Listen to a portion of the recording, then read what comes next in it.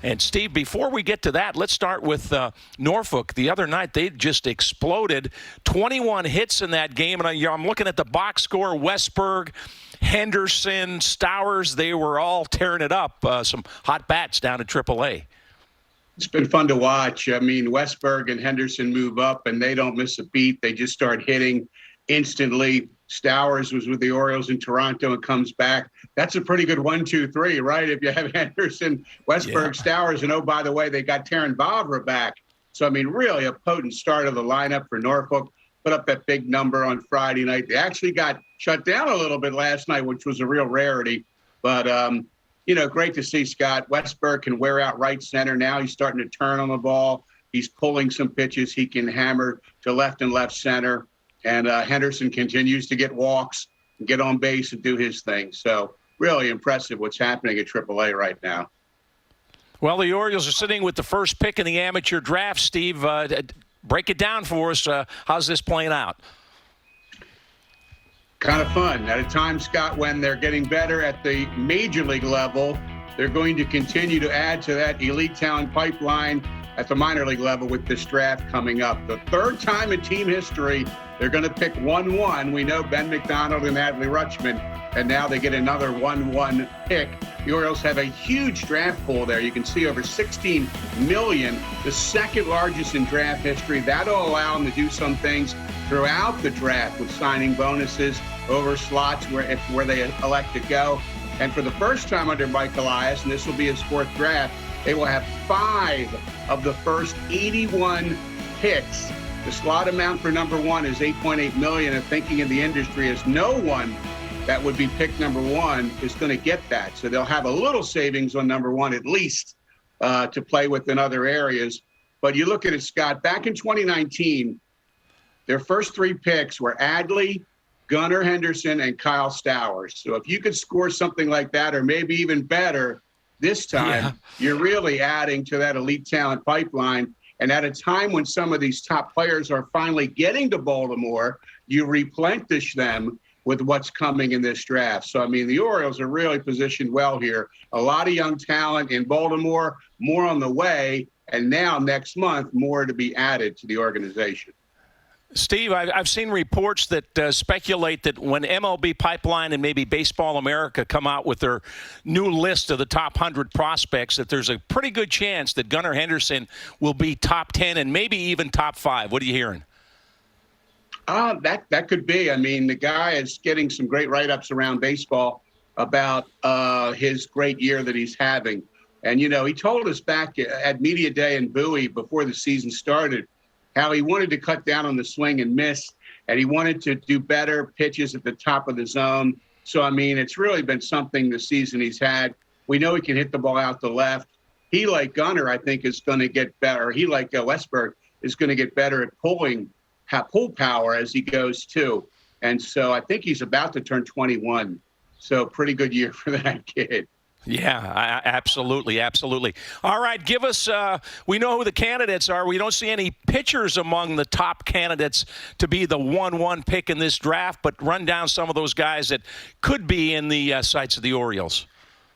Well, let's take a look at how they're ranked 1 through 5 here by MLBpipeline.com. Druw Jones, a lot of famous fathers and sons here. Andrew Jones, his dad. I mean, big, elite runner and fielder. He might be the best total package in this draft. Good size at 6'4", just 18 years old. Elijah Green, an impressive kid out of IMG Academy in Bradenton, Florida. Really just a great across-the-board tool set. His father once played for the Ravens, tight end Eric Green, and Jackson Holliday. There's another famous father-son, Matt Holliday, who played in the majors. An advanced approach for this kid, a shortstop who might move to second base at the highest level, Oklahoma high school kid. And then 2 other kids. These are 4 of the 5, Scott, are high school. The first 4, Tamar Johnson is number 4 here, considered the best pure hitter in this draft. Some even give him an 80-grade hit tool. He possibly was going to move to second base defensively in the pros. And Brooks Lee, big college hitter out of Cal Poly. He's the only college player in the top 5 here. So it could be that the Orioles wind up with a high school pick at number 1. Now, Jim Callis is one of the best at this. and I've known Jim many years, and I respect his opinion greatly. Now, in a conversation I had with him this week, he told me he now had his latest mock has the Orioles taking Termarr Johnson. The reason for that is all these players may be grouped very closely in talent, and so a team, the Orioles or any team, may look for the one who has the lowest price tag. And Termarr Johnson, according to Jim, is very motivated to be the number one pick. That means he could sign for a little less than some of the others. So the Orioles' decision will be negotiation, Scott, will factor big in here, especially if they have 2 or 3, 4 guys they like very close. What will be the separator? Well, the separator might be $500,000 savings on this guy means I can do a lot more with the 33rd pick in the draft than I might have done. So there's a lot to be considered here. The Orioles never tip their hand. No one in the industry ever knows what the Orioles are thinking because they don't tell anybody, and they wait till the last minute because why not? You don't have to make the pick until July 17th at night, and they'll compile everything, get all the bonus information, and then figure it out. Well, and you pointed out if you spend a little less on the first guy, doesn't mean you're spending less. You're just spending it on other players, and that's how a guy like Kobe Mayo wound up an Oriole, right? Kobe Mayo and Carter Baumler, they got overslotted in that draft in 2020. And so, again, if you take the player they take 1-1 is going to be a player they love.